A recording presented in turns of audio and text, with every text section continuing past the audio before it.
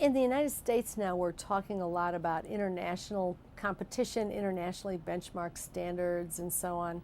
And I wanted to see what is actually happening in terms of teaching and learning in other countries. So I've looked at a lot of high-achieving countries, and it became very clear to me right away that the issue is not just the standards that are written on paper.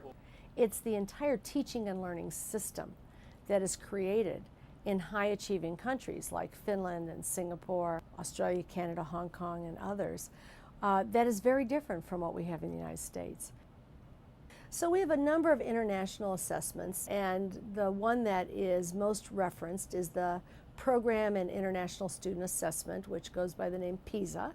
And on PISA, the United States scores or ranks 35th out of the top 40 countries in math.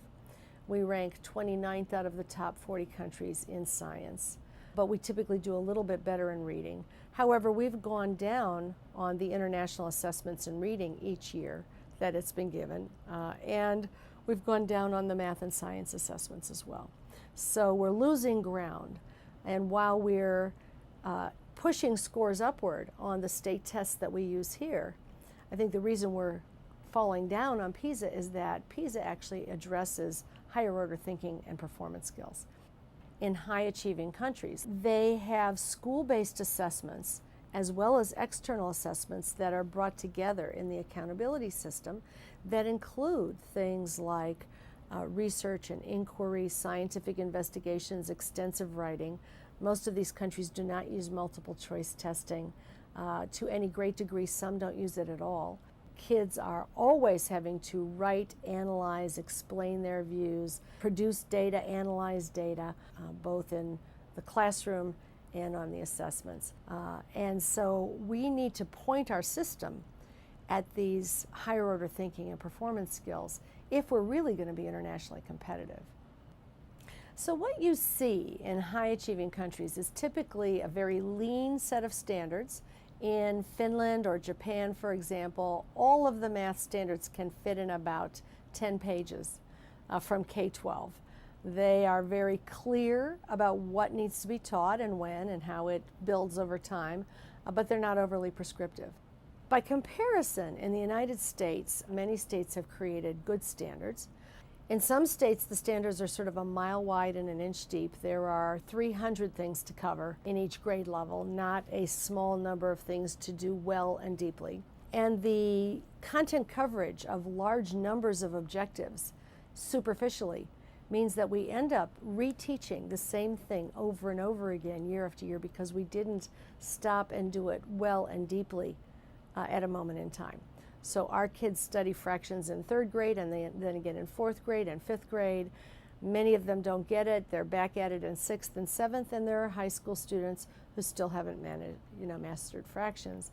Whereas if we spent, as many countries do, a quarter of a year on a single topic, working on it deeply, you could then understand it deeply enough to move forward. And I think this accounts for the low achievement that we see in part in this country relative to other countries. Take a country like Finland, which ranks first among all the OECD or European nations in reading, math, and science on the PISA assessments. What goes on there?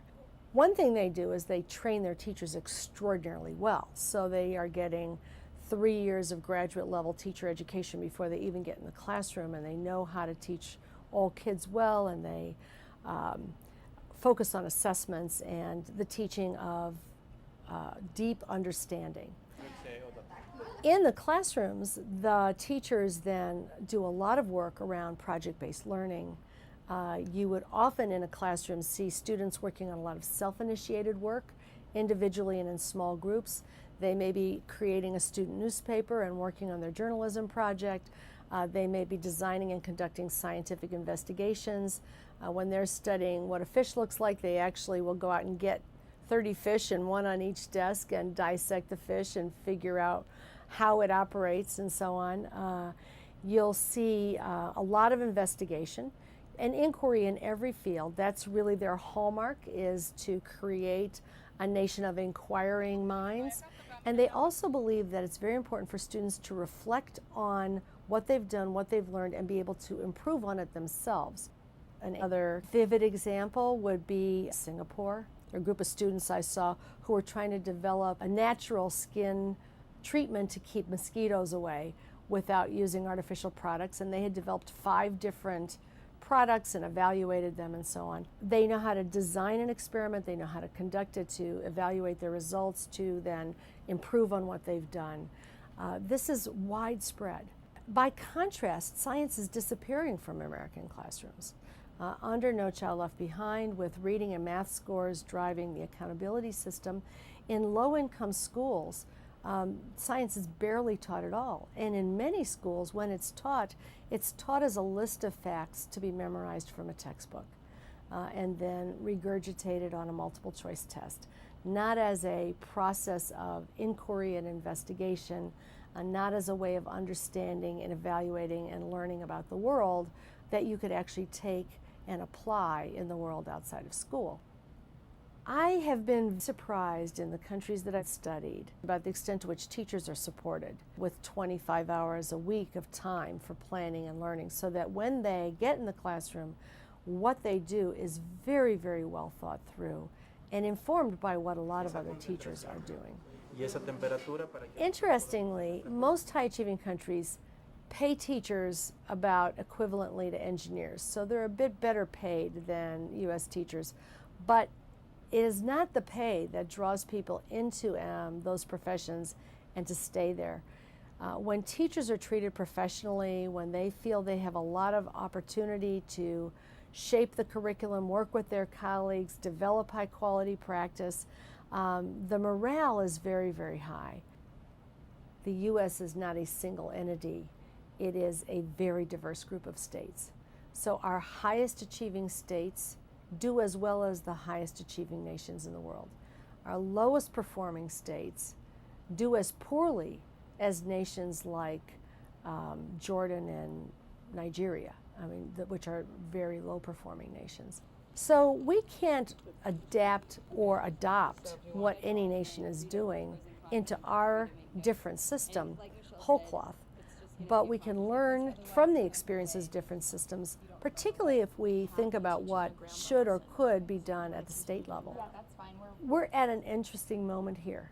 The states have come together to create Common Core standards. More than 40 states have been part of this initiative to show in reading and math and language arts what should be done across the grade span. The federal government is organizing itself to fund new assessments that would be tied to the Common Core standards, and will be reauthorizing the Elementary and Secondary Education Act, which has been called No Child Left Behind over recent years. So the federal role will be to design an assessment and accountability approach that is more internationally comparable, allows states to undertake the kinds of curriculum and assessment work that will allow students to be engaged in this kind of higher order thinking and performance skills. Here's our data for our wings. This would be the first round. For more information about what works in public education, go to edutopia.org.